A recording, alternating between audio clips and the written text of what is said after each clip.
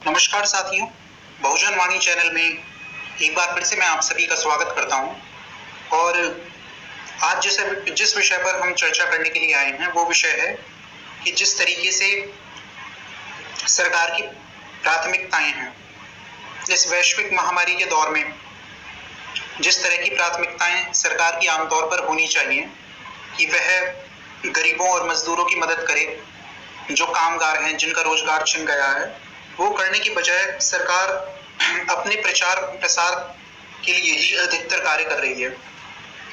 और जैसा कि आप सभी जानते हैं कि प्रधानमंत्री नरेंद्र मोदी ने एक तरीके से लोगों का इमोशनली लोगों को जिस तरीके से वो ब्लैकमेल हमेशा से करते रहे हैं, पहले भी आपने ये देखा होगा कि ज्यादातर उनकी स्पीचेस में वो इमोशनल एक टच लाने की कोशिश करते हैं।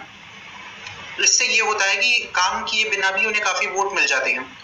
क्योंकि अगर आप बहुत सारे जो विचारक हैं हमारे यूरोपियंस या और भी कई विचारकों ने एक बात बहुत गहरी अपने साहित्यों में लिखी थी कि जिस राज्य की जनता अज्ञानी होती है या अजागरूक होती है, उस राज्य का राजा जो होता है वो अपनी असफलता को भी भुना लेता है। तो अपनी असफलता को भी ये लोग भुना लेते हैं, ये आपने देखा ही होगा। और अब इनका एक नया घोटाला सामने आया है, जो जैसे मैं सीधे सीधे तौर पर एलईडी स्क्रीन घोटाला कहूंगा। और घोटाला मैं क्यों कहूंगा, क्योंकि जो पीएम केयर्स फंड में प्रधानमंत्री मोदी ने लोगों से अपील करके पैसे मांगे थे और लोगों ने काफी उसमें जितनी मेरे ख्याल से जितनी मदद सरकार ने मजदूरों की नहीं की होगी, मात्र 500 रुपए महिलाओं को दिए गए। और किसानों के भी जो 2000 रुपए हैं वो इस महीने नहीं आए हैं, काफी जगह आए हैं, काफी जगह नहीं आए हैं। और जो 500 रुपए में आप जानते ही हैं कि कितना खर्चा आज के समय में चल सकता है किसी का, उससे अधिक पैसे प्रधानमंत्री राहत कोष में लोगों ने भेजे। और हमारे जो ये गृह मंत्री अमित शाह, जब हालांकि कोरोना आज भी चरम पे है, जब कोरोना का पीक पीरियड था, मतलब जब पीक लॉकडाउन चल रहा था, सब कुछ बंद था, अब तो धीरे धीरे कुछ चीजें खोली जा रही हैं जानबूझकर, तो तब ये बिल्कुल गायब रहे, कहीं भी नजर नहीं आए। ना इनका कोई स्टेटमेंट आता था, ना ट्विटर पर कोई इन्होंने ट्वीट किया, शायद एक ट्वीट इन्होंने बहुत लंबे अरसे की बात किया था। और अब जब विधायकों को खरीदने की बात आती है तो ये अचानक से ही प्रकट हो जाती है। और अब चुनाव प्रचार के लिए, ये बिहार चुनाव प्रचार के लिए किस तरीके से ये प्रकट हुए हैं, जबकि क्या चुनाव प्रचार आज की समय की प्राथमिकता हो सकती है? जिस तरीके से आज जो है एक वैश्विक महामारी का दौर चल रहा है, एक कठिन समय सभी भारतवासियों के लिए है, जहां की प्राथमिकताएं और भी कई प्राथमिकताएं हो सकती थी।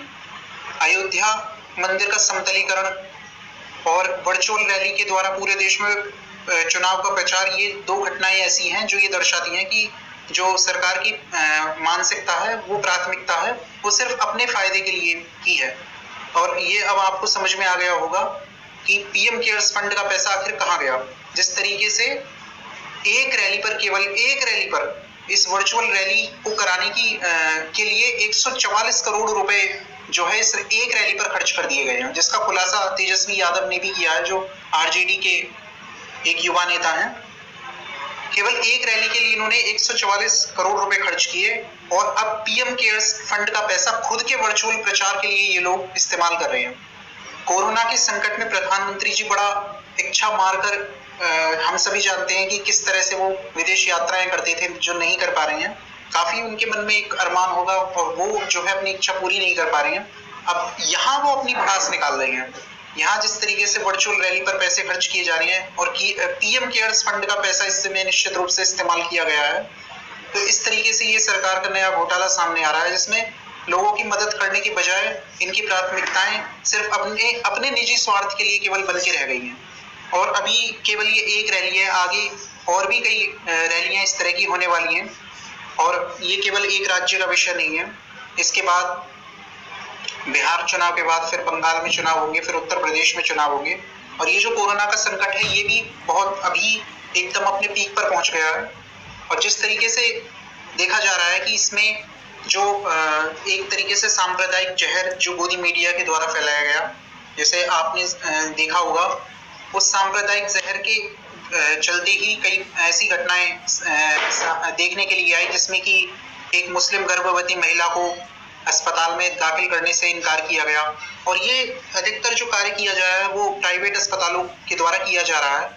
तो अब आप ये समझ ही गए होंगे कि निजीकरण ने देश का निजीकरण जो सरकार की हमेशा से ही प्राथमिकता रही है कि सब कुछ निजी हाथों में दे दिया जाए, तो वो उस निजी संस्थानों को चलाने वाले लोगों की मानसिकता कभी भी गरीब लोगों के प्रति नहीं होती। वे केवल अपने मुनाफे के लिए ही कार्य करते हैं। और इस समय जबकि संकट का कोई समय आता है, तब हमेशा सरकारी कर्मचारी या सरकारी संस्थानों में कार्य करने वाले जो कर्मचारी होते हैं, जो हेल्थ वर्कर्स हैं, जो डॉक्टर्स, सरकारी डॉक्टर्स हैं, या जो सरकारी संस्थान के जितनी भी दूसरी संस्थाएं हैं, वही आपको सबसे ज्यादा लोगों की मदद करती हुई मिलेंगी।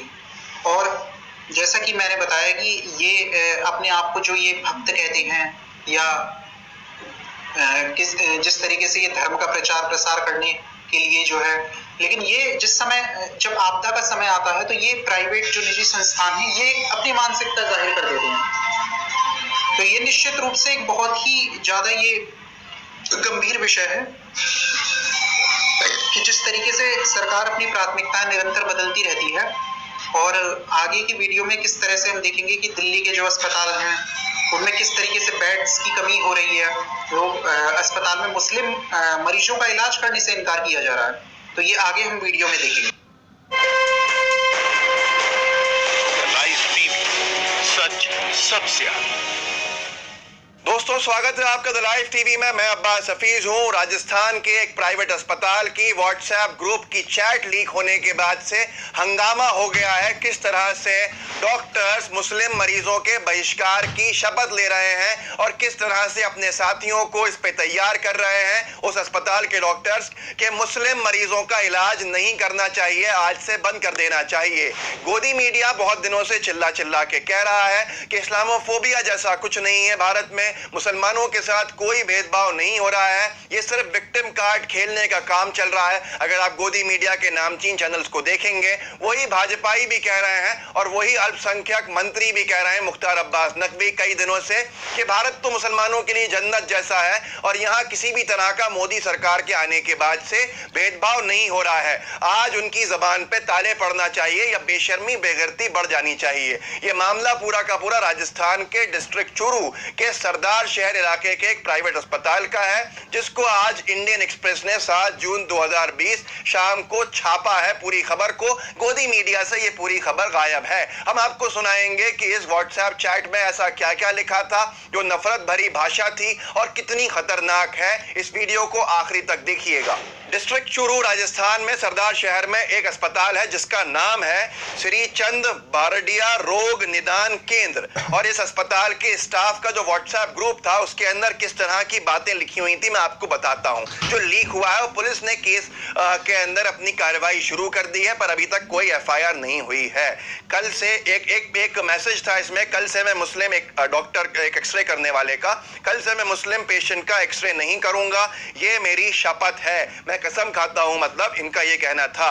और उसके साथ साथ इस ग्रुप का नाम है बारडिया राइज। और उसके बाद एक ने लिखा था, मुस्लिम पेशेंट को देखना ही बंद करवा दो। ये डॉक्टर हैं जिन्होंने लिखा था कि मुस्लिम पेशेंट्स को देखना ही बंद करा दो। एक लेडी डॉक्टर है। अभी हमने आरती लालचंदानी का केस देखा ही था, किस तरह से वो तबलीगी जमात के लोगों को मारने की जान से बात कर रही थी। उनका कुछ नहीं हुआ है। बहुत से लोगों ने पूछा भी उनके साथ क्या हुआ, उनको सिर्फ उनकी पोस्ट पे से हटा दिया गया है, उस कॉलेज के प्रिंसिपल की। तो ये सजाएं होती हैं जो बदली बदली हिंदी नाम और उर्दू नाम के लिए फर्क की होती हैं। आगे इन्हीं डॉक्टर साहिबा ने ये भी लिखा, अगर हिंदू पॉजिटिव होते, मुस्लिम डॉक्टर होता तो हिंदुओं को कभी नहीं देखता। ये अंतर्यामी हो गई, जबकि कितने मुसलमान डॉक्टर्स लगे हुए हैं अपनी जान की बाजी लगाने के लिए, क्योंकि सब भारतीय हैं, कोई हिंदू मुसलमान तकलीफ में नहीं होता है। इन्होंने लिखा आगे भी, मैं नहीं देखूंगी मुस्लिम ओपीडी, बोल देना मैडम है ही नहीं यहाँ पर। ये हालत है आज इन लोगों की जिन्होंने शपथ ली है इंसानियत की।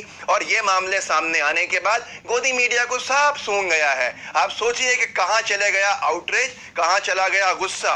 उसके बाद एक और मैसेज था, उसमें लिखा था कि सरदार शहर में केवल मुसलमान ही पॉजिटिव पाए गए हैं। तो सबसे अच्छी बात यह है कि हिंदू डॉक्टर हम इनको देखे ही नहीं, बल्कि इनको मुसलमान डॉक्टरों के पास भेज दिया जाए। ये कैसी शपथ थी इनकी जो इन्होंने डॉक्टरी के वक्त ली थी। इसके बाद जब मामले ने तूल पकड़ लिया तो ये मामला पूरे जगह वायरल हो गया, पुलिस ने अपनी इंक्वायरी शुरू कर ली। और दोस्तों उसके बाद जो अस्पताल के मालिक हैं जिनका नाम है सुनील खाखाल, उन्होंने फेसबुक पे आके माफी भी मांगी है। मतलब ये बात हुई है, कोई इसको डिनाई नहीं कर सकता है। उन्होंने लिखा है, नमस्कार दोस्तों, मैं डॉक्टर सुनील चौधरी, श्रीचंद बराडिया रोग निदान केंद्र, सरदार शहर, अपनी फेसबुक आईडी के माध्यम से फेसबुक पर वायरल हो रहे हमारे हॉस्पिटल स्टाफ की चैट के लिए माफी चाहता हूं। उसमें जो भी लिखा है उसमें मेरा और मेरे किसी स्टाफ का किसी भी धार्मिक वर्ग को ठेस पहुंचाने या उनकी भावना को ठेस पहुंचाने की कोई कतई मंशा नहीं है। एक समुदाय का इलाज ना करने का इरादा, लेकिन फिर भी बुरा लगा, इसके लिए मैं और मेरी पूरी हॉस्पिटल स्टाफ आप सबसे क्षमा प्रार्थी हैं। बस हो गया काफी। नफरतें बाहर आ चुकी, नफरतों को दुनिया ने देखा, देश ने देखा। ऐसे डॉक्टर जो एक तरह से काटने पीटने पे उतारू हो, किसके पास जाएंगे इलाज करने लोग? आज क्या हो गया है, और ये नफरतों का शिकार गोदी मीडिया की गलत सलत झूठी रिपोर्टिंग की वजह से हुआ। थूकने वाली खबरें जो पुलिस ने खंडन किया जिनका बाद में, अश्लीलता वाली खबरें पुलिस ने खंडन किया जिनका बाद में, और उसके बाद सबने देखा कि तबलीगी जमात से किस तरह से अगर फैला कोरोना तो फिर मजदूरों के मामले में क्या था और दूसरी जगह क्या था जहां तबलीगी जमात गई भी नहीं। लेकिन सरकार ने अपनी जिम्मेदारी से बचने के लिए मीडिया की सहायता लेते हुए पूरी की पूरी तरह से डिमोनाइज कर दिया तबलीगी जमात को, एक तरह से कातिल बता दिया, गुनाहगार बता दिया, और ये हुआ उसकी नफरतों के शिकार में। क्या आपको याद होगा कुछ दिन पहले जयपुर में यही राजस्थान का केस था, एक महिला, गर्भवती महिला मुस्लिम, उसको इलाज करने से मना कर दिया था अस्पताल ने। उसके पति का आरोप भी यही था कि मुस्लिम होने की वजह से इलाज करने से मना किया। उसकी जो डिलीवरी हुई वो एम्बुलेंस में हुई और बच्चा खत्म हो गया। ऐसे कई केसेस कोरोना में देखने को मिले। दोस्तों अगर फिर भी कोई कहे कि नफरतें नहीं हैं, फिर भी कोई कहे कि ये झूठा प्रोपेगेंडा है कि नफरतें हैं भारत के अंदर और इसको जो फैला रहा है वो एंटी नेशनल है, तो आपको समझना होगा ये पूरे मामले कैसे हैं। कि आज एक बड़े अस्पताल की व्हाट्सएप चैट सामने आती है जिसमें ये कहा जाता है कि हम मुसलमान मरीजों का बाइकआउट कर देंगे। कहां जाएंगे इलाज कराने के लिए? अगर यही चीज खाड़ी के देश करने लगे जो भारत से गए हुए काम करने वाले हैं तो क्या होगा दुनिया का? क्या ये हम एक सिविलाइज देश की तरफ जा रहे हैं या हम और नफरतों के अंदर देश को आग लगाने की तरफ बढ़ रहे हैं? इसका जिम्मेदार कौन है? सवाल कीजिए, सवाल करते रहेंगे, इंसानियत भी जिंदा रहेगी, लोकतंत्र भी जिंदा रहेगा। जगह जगह ये देखने को मिला है, आरती लालचंदानी का केस हो जिनको सिर्फ उनकी नौकरी से हटाया गया, या इन अस्पताल के मालिक साहब का हो जिनकी एक फेसबुक पोस्ट काफी थी। हमारी अशोक गहलोत जी से भी अपील है कि आप एक साफ छवि के राजनेता हैं, एक बहुत ही अच्छी सरकार लाए हैं, जो पिछली सरकार के संगी बैठे हुए हैं इनको बाहर कीजिए, नहीं तो ये आपको ही बदनाम करेंगे और पूरी इंसानियत को शर्मसार करेंगे। और उम्मीद करते हैं जल्दी कार्रवाई होगी। सरदार शहर पुलिस का कहना है कि उन्होंने कार्रवाई शुरू कर दी है, वो जांच पड़ताल कर रहे हैं। पर सवाल यहाँ ये उठता है कि अभी तक एफआईआर क्यों नहीं हुई है? अगर एफआईआर हो जाएगी तो हमारा सबका भरोसा सिस्टम के अंदर बना रहेगा, लेकिन इतने दिन गुजरने के बाद अभी एफआईआर नहीं होगी तो बहुत से सवालिया निशान खड़े होते हैं। मैं फिर कहूंगा कि संघी लोगों को सिस्टम से बाहर करना ही इलाज है इस पूरी नफरतों को खत्म करने का। तो दोस्तों देखिए, आप भी अपने आसपास नफरतों को कम करने के लिए काम कीजिए, जिससे कि पूरे देश में एक भाईचारा, एक आपसी प्रेम बन सके। आपको लगता है हमारे काम सही हैं? चैनल को सब्सक्राइब कीजिए, बेल आइकन दबाइए और इस वीडियो को ज्यादा से ज्यादा शेयर कीजिए ताकि कार्रवाई हो सके। जय हिंद, जय भारत। तो जिस तरीके से इन भाई ने बोला कि संघियों के सिस्टम में बैठे रहने के कारण ही जब इस तरह के डॉक्टर्स पर जो है कार्रवाई नहीं की जाती है। अब आप देखिए कि इस मामले में अभी तक कोई एफआईआर दर्ज नहीं किया गया है। हम पहले भी देख चुके हैं कि योगी आदित्यनाथ के कार्यकाल में गोरखपुर के बीआरडी मेडिकल कॉलेज में जिस तरीके से नवजात शिशुओं की वहाँ पर मृत्यु हुई, वो भी ऑक्सीजन की कमी के कारण, तो उस पूरे घटनाक्रम में भी केवल एक मुस्लिम डॉक्टर पर सारा ठीकरा फोड़ दिया गया। और जिस तरीके से ये महिला डॉक्टर जो राजस्थान की है, सांप्रदायिकता का ये जहर उगल रही है कि मैं किसी मुस्लिम मरीज को नहीं देखूंगी, और मैं सभी से निवेदन करती हूँ कि, और बल्कि इसने तो यहाँ तक कह दिया कि मुस्लिमों को इंजेक्शन लगाकर मार देना चाहिए और मुस्लिम मरीजों का बहिष्कार कर देना चाहिए। तो क्या ये देश मुस्लिमों का नहीं है? और ये कहती हैं कि अगर कोई मुस्लिम डॉक्टर होता और हिंदू पीड़ित होते कोरोना संक्रमित से, तो मुस्लिम डॉक्टर भी हिंदुओं को नहीं देखता।